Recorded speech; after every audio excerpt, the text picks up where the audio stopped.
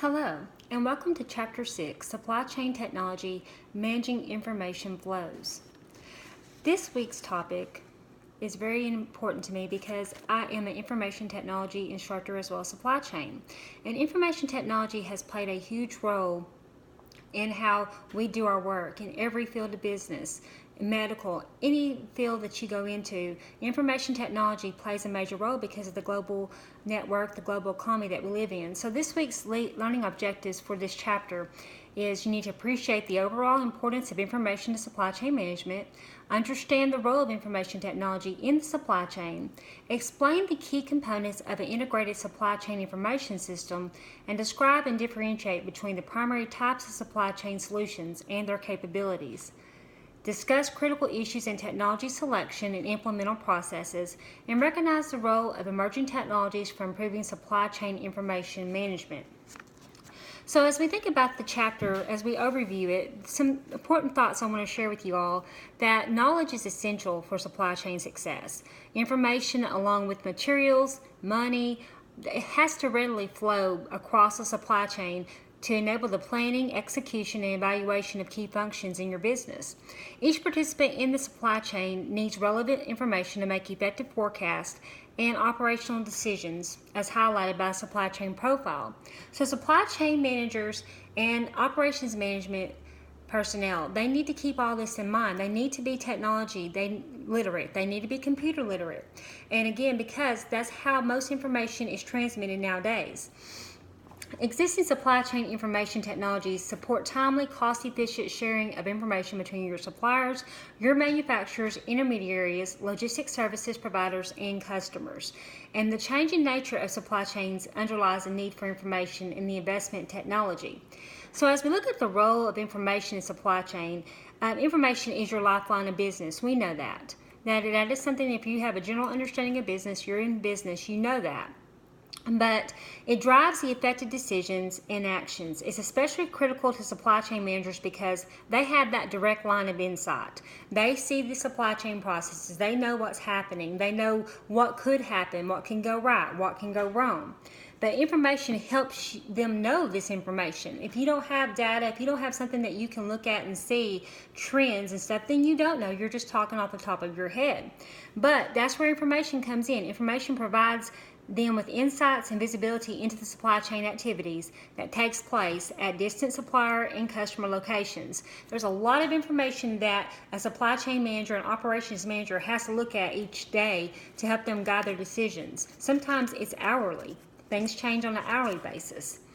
When you think about the information requirements, there's 7 R's. So as you read this chapter, you probably already had that jump out at you. 7 R's definitions of logistics applies to information as much as the products, with some slight alterations. So when you get the right information to the right partners in the right quantity, in the right format, at the right place, at the right time, and at the right cost, you can change any right to wrong, and those capabilities crumble. It's like the domino effect. So first of all, you have to be accessible, and that means that information has to be available right when you need it. And when they have that legitimate need, they need that information. Relevant. Supply chain managers must have pertinent information to make decisions. They have to know what information is needed and be able to quickly acquire only that which is applicable to their current situation. Remember what I said just a moment ago. Sometimes those things change hourly. Accurate. The information must be correct and depict reality, but it will be difficult to make appropriate decisions. Information accuracies can lead to inventory shortages and delays, transportation delays, governmental penalties, and dissatisfied customers. Timely. The information must be up to date and available and in a reasonable time frame. Also, it has to be transferable. And the final characteristic of information has multiple meanings. Supply chain managers need that ability to transfer supply chain data from one format to another to make it understandable and useful. Now, when we talk about the capabilities of information technology, we need to look at these several facts. So, the value and importance of supply chain information technology is not lost on supply chain leaders.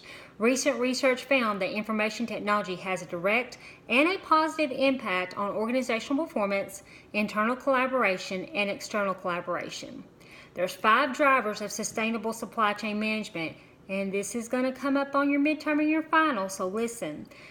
5 drivers of sustainable supply chain management practice are optimization, synchronization, adaptability, velocity, and profitability.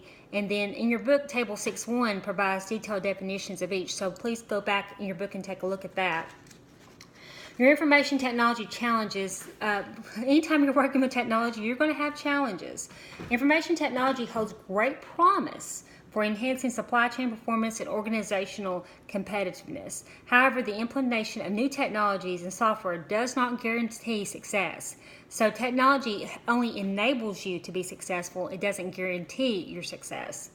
Technology can't make an ill-conceived supply chain productive.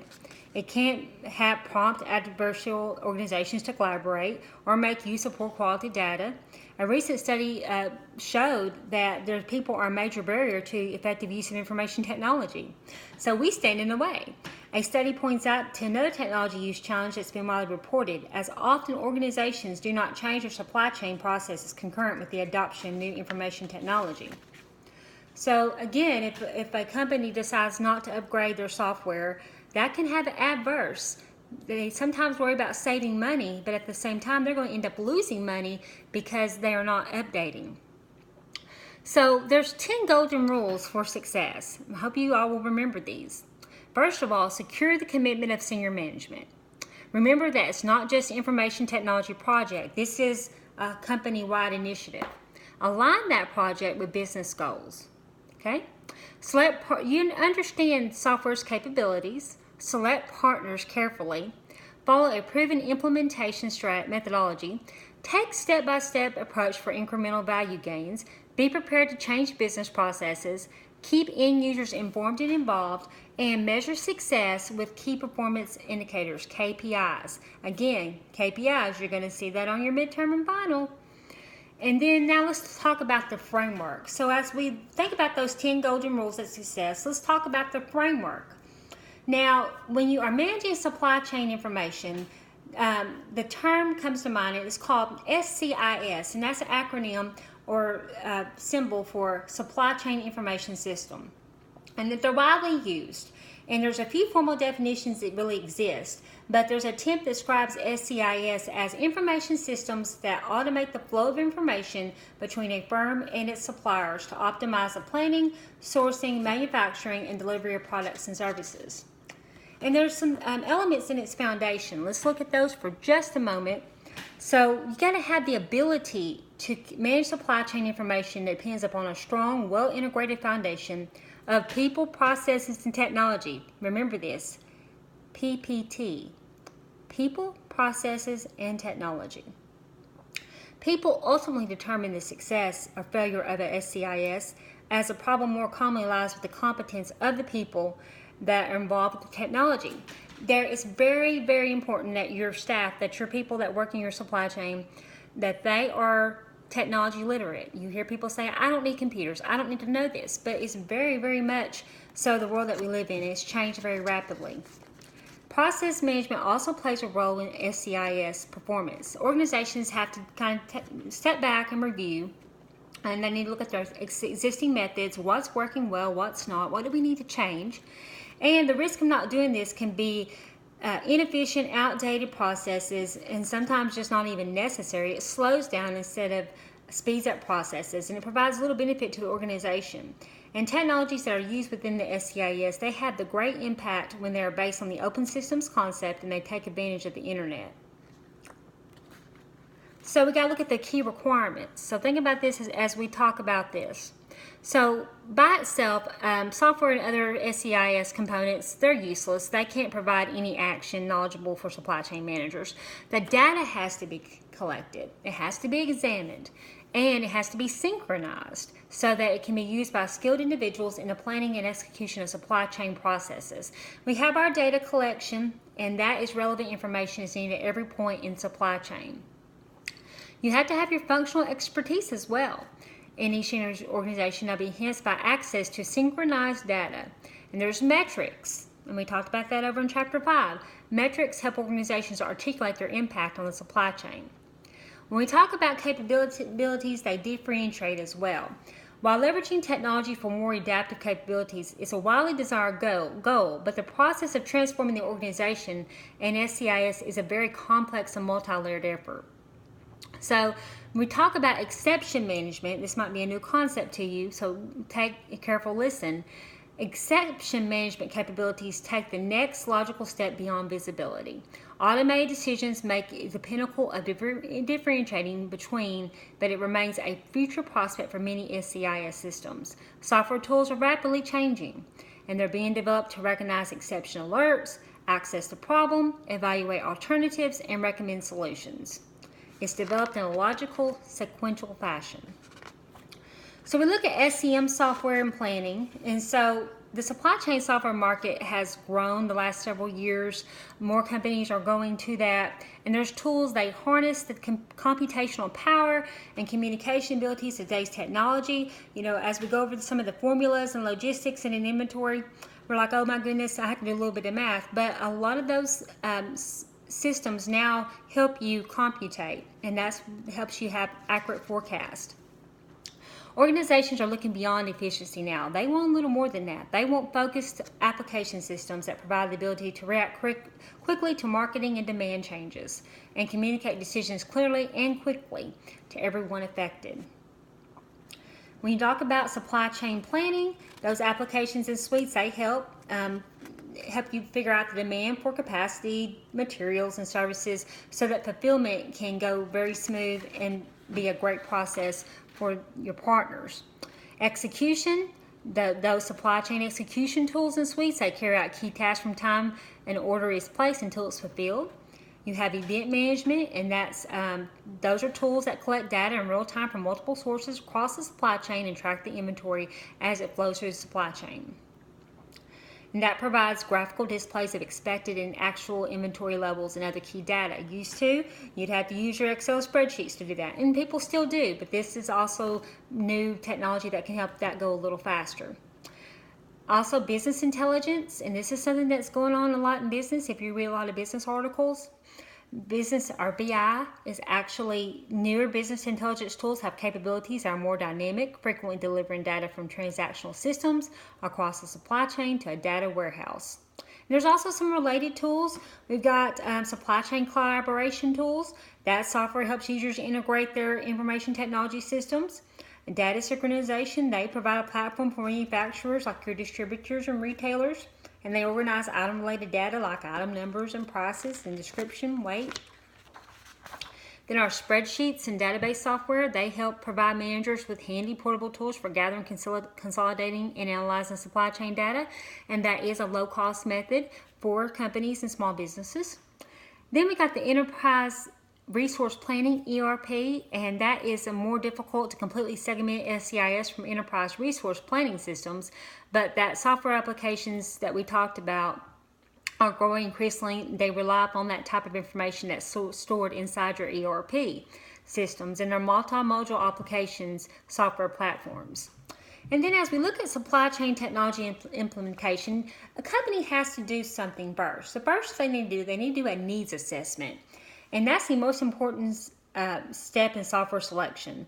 They sometimes jump on the wagon and say, oh, that looks great, or that they're influenced by a salesman that comes and talks to them on the phone, and they really don't realize that maybe that particular product is not a good fit for them. They need to find a good fit. So that's why a needs assessment needs to be done.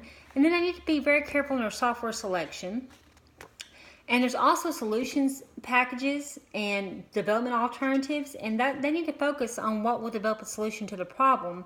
And they also need to know if that solutions package is really right for their company, as well as your purchase options. And then they have to have one option. They have to purchase solutions from software vendors for their own information systems. And that downside can often be the option is high capital investment and complex deployment associated with conventional license applications. Then you have your technical issues. Supply chain managers have to focus on functionality when considering software, but they have to consider the technical issues that can pop up. Your data standardization. You have to make sure that XML is something that they need to think about. It's a robust, but it's a logically verifiable text format based on international standards that provide a flexible way to create structured common information formats. And then application integration. A problem with this is that these applications tend to present data differently, making communication between them difficult. So you have to keep that in mind. And also, you have to ask the right questions. When senior management plays a role in implementation effort, they have neither the time or direct knowledge to really know how SCIS works or how to supervise it in the selection. But how will technology support our business needs and processes? What's the status of the existing data? How well does their existing system integrate with suppliers and customers? And what external issues can happen? Well, what external issues will our system address? And then when you talk about supply chain technology and its innovations, the last 20 years have seen a lot. Probably even now, even more so, the last 5 and 10 years. Innovation in supply chain and ERP software, automatic identification technologies, your communication portals, your internet functionality, all those innovation technologies, they enable fast execution of supply chain strategies. They help organizations to leverage time as a source of competitive advantage. Then we also bring in RFID, and you're probably familiar with this now, but it's a radio frequency identification. And those technology costs continue to decline to make product tagging economically feasible. RFID mandates must be made and consumer privacy issues must be resolved. Then we've got cloud computing. How many of you have heard about the cloud? Google Drive, iCloud, that's what they're kind of talking about. Cloud computing is like defining art, as everyone else seems to have their own definition. But mobile computing is also there with the apps. Think about this, Microsoft Office now has online apps that you can use. And then we talk about our 3PLs, our technology providers. So the traditional providers of product handling and movement services, the 3PLs, are also taking on more managerial roles in strategic activities.